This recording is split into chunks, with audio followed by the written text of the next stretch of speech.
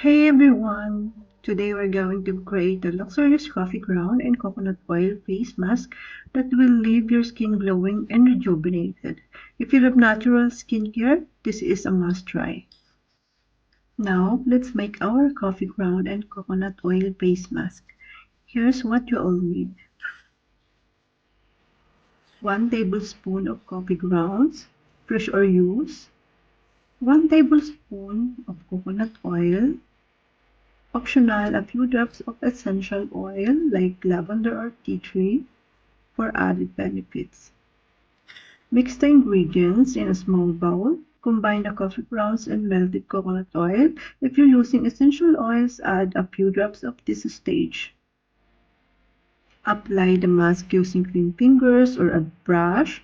Apply the mixture to your face, avoiding the eye area. Focus on areas that need extra exfoliation, like your forehead and nose. Gently massage the mask onto your skin in a circular motions for about 2-3 minutes. This will help with the exfoliation and improve circulation. Let the mask sit for 10 to 15 minutes to allow the nutrients to penetrate your skin.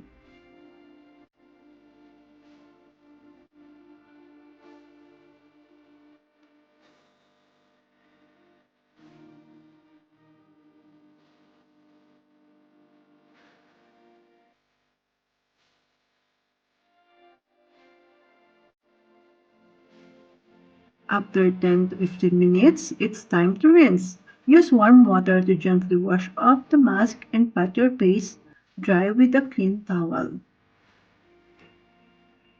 Your skin should feel soft, hydrated, and revitalized. This mask is perfect for a weekly skincare routine. Thank you for watching. See you soon.